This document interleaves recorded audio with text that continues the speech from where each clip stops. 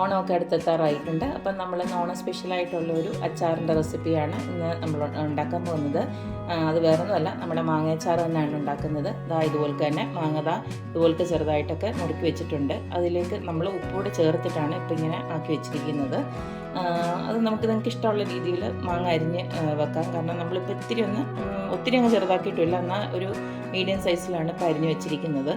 പിന്നെ അതിലേക്ക് വേറെ വേണ്ടുന്ന സാധനങ്ങൾ എന്ന് പറയുമ്പോൾ കുറച്ച് വെളുത്തുള്ളി വേണം, പിന്നെ കുറച്ച് ഇഞ്ചി വേണം, പിന്നെ ഞാൻ കുറച്ച് കടുക് ഒന്ന് ചതച്ച് വെച്ചിട്ടുണ്ട്, ഒത്തിരി പൊടിയാൻ പാടില്ല, പിന്നെ അതുപോലെ തന്നെ കറിവേപ്പില.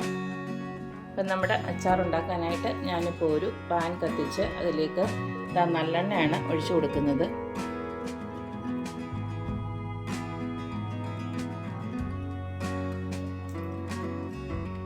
നമുക്കിപ്പോൾ എണ്ണ ഒന്ന് ചൂടായി വന്നിട്ടുണ്ട്. അപ്പം നമുക്ക് കുറച്ച് കടുക് ചേർക്കാം. കടുക് പൊട്ടി വരുമ്പോൾ നമുക്ക് വെളുത്തുള്ളി ഇഞ്ചിയുടെ അങ്ങോട്ട് ഇട്ട് കൊടുക്കാം.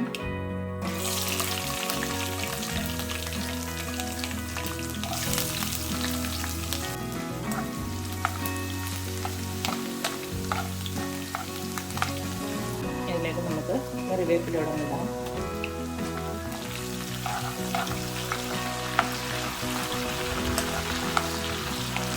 നമ്മുടെ ഇഞ്ചിയും വെളുത്തുള്ളിയും കറിവേപ്പിലയൊക്കെ ഒന്ന് മൂത്ത് വന്നിട്ടുണ്ട്. ഈ സമയം നമ്മുടെ കടുക് ചതച്ച് വെച്ചുകൂടെ നമുക്കിതിനകത്തോട്ട് ഇട്ട് കൊടുക്കാം.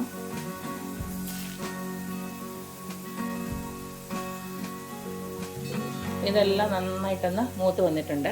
ഇപ്പം ഞാൻ ജസ്റ്റ് നമ്മുടെ സ്റ്റൗവ് ഒന്ന് ഓഫാക്കിയിട്ടാണ് നമ്മൾ പൊടികളൊക്കെ ഇടാൻ പോകുന്നത്. ഞാനിപ്പോൾ സ്റ്റൗവ് ഒന്ന് ഓഫാക്കി കൊടുക്കുകയാണ്.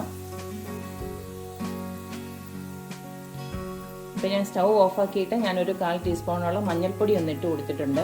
പിന്നെ നമുക്ക് എത്രമാത്രം എരിവ് വേണോ അതനുസരിച്ചിട്ടുള്ള മുളക് പൊടി ഇട്ട് കൊടുക്കുക.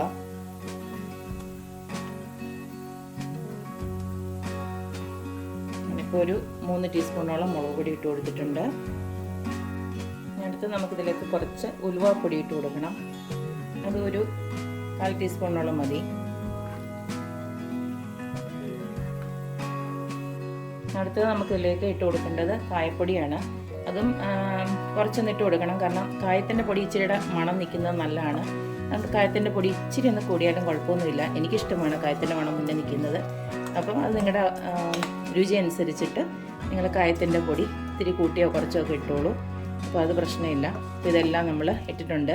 ഇനിയും നമ്മൾ ഓൾറെഡി ഉപ്പിട്ടാണ് വെച്ചിരിക്കുന്നത് നമ്മുടെ മാങ്ങ. എന്നാലും ഇതിനകത്ത് കുറച്ചൊന്ന് ഉപ്പിട്ട് കൊടുക്കണം. അതുകൊണ്ട് ഞാൻ ഇതിലേക്ക് കുറച്ചൊന്ന് ഉപ്പിട്ട് കൊടുക്കുകയാണ്.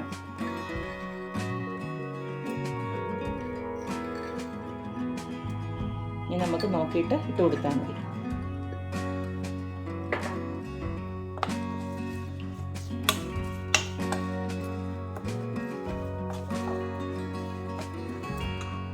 ഇനി നമ്മുടെ നേരത്തെ ഉപ്പ് വരട്ടി ഇഞ്ഞ് വെച്ചിരിക്കുന്ന നമ്മുടെ മാങ്ങയോട് അങ്ങോട്ട് ഇട്ട് കൊടുക്കാം. ഉപ്പിറങ്ങിയ വെള്ളമൊന്നും കളയണ്ട, അതുകൂടെ ചേർത്തിട്ട് ഇട്ട് കൊടുത്തേച്ചാൽ മതി.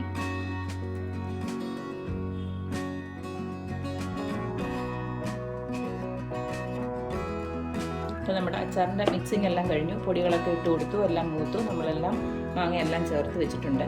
ഇനി നമുക്ക് അവസാനമായിട്ട് കുറച്ച് വിനാഗിരി ഒഴിച്ചു കൊടുക്കണം. ഇത് വേണമെന്നുള്ളവർക്ക് ഒഴിച്ചെടുത്താൽ മതി. ഇതിപ്പം കൂടുതൽ ദിവസമൊന്നും വെച്ചേക്കാനല്ലെങ്കിൽ നമ്മൾ ഈ എണ്ണ തന്നെ മതി, കുഴപ്പമൊന്നുമില്ല, കേടൊന്നും ആയി പോവില്ല. ഒരു 3-4 ദിവസത്തേക്കൊന്നും കുഴപ്പമൊന്നുമില്ല. പക്ഷേ കുറച്ചുകൂടെ ഒഴിക്കണമെങ്കിൽ നമുക്ക് കുറച്ചൊരു വിനാഗിരി ഒന്ന് ഒഴിച്ചു കൊടുക്കണം. അപ്പം ഞാൻ സ്റ്റൗ ഒന്നുകൂടെ ഒന്ന് ഓണാക്കിയിട്ടുണ്ട്. അപ്പോൾ ഒരു പൊടിയോളം മതി നമ്മൾ വിനാഗിരി ഒഴിച്ചു കൊടുക്കുന്നത്. അത് വേണ്ട എന്നുള്ളവർക്ക് അത് ഒഴിവാക്കാം, കുഴപ്പമൊന്നുമില്ല. നമുക്ക് ഇത്തിരി ഒരു ചാറ് വേണമല്ലോ നമ്മുടെ അച്ചാറിനൊക്കെ. അപ്പോൾ ആ ഒരു ചാറ് മെയിൻറ്റെയിൻ ചെയ്യാൻ വേണ്ടി, പിന്നെ ഇച്ചിരി ഒന്ന് പ്രിസർവേഷൻ ആയിട്ട് നിൽക്കാൻ വേണ്ടി മാത്രമാണ് നമ്മൾ വിനാഗിരിയൊക്കെ ഒഴിച്ചു കൊടുക്കുന്നത്. ഇത്രയേ ഉള്ളൂ. എല്ലാം കൂടെ ഒന്നുകൂടെ ഒന്ന് ചൂടായിക്കോട്ടെ. അത് കഴിഞ്ഞ് നമുക്ക് സ്റ്റൗ ഓഫ് ചെയ്യാം.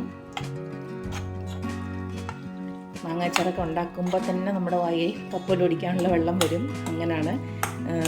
നിങ്ങൾക്കിത് കണ്ടുകൊണ്ടിരിക്കുമ്പോഴും എനിക്കറിയാം ഇത് കഴിക്കാനായിട്ട് നല്ലൊരു കൊതി ഉണ്ടാവും. അപ്പോൾ വളരെ ഈസിയാണ്. ഒരു 5-10 മിനിറ്റിൻ്റെ ഒന്ന് മെനക്കെട്ടാൽ മതി. നമുക്ക് അടിപൊളി അച്ചാർ വീട്ടിൽ തന്നെ ഉണ്ടാക്കാം. അപ്പോൾ നമ്മുടെ അച്ചാർ റെഡി ആയിട്ടുണ്ട്. ഇനി നമുക്ക് സ്റ്റൗ ഓഫ് ചെയ്യാം. അപ്പോൾ നമ്മുടെ വായിൽ കൊതിയൂറുന്ന മാങ്ങ അച്ചാർ ഇവിടെ റെഡി ആയിട്ടുണ്ട്. കണ്ടല്ലോ, വളരെ ഈസിയാണ്. വളരെ എളുപ്പത്തിൽ തന്നെ നമുക്കൊരു 5-10 മിനിറ്റ് കൊണ്ട് തന്നെ നമ്മുടെ അച്ചാർ ഉണ്ടാക്കിയെടുക്കാം. അപ്പോൾ എപ്പോഴും പറയുന്ന പോലെ തന്നെ എൻ്റെ റെസിപ്പീസ് ഇഷ്ടമുള്ള എല്ലാവരും please like, share and subscribe. അപ്പോൾ ഇനി ഒരു അടിപൊളി വീഡിയോ ആയിട്ട് വരുന്നതുവരേക്കും ബൈ.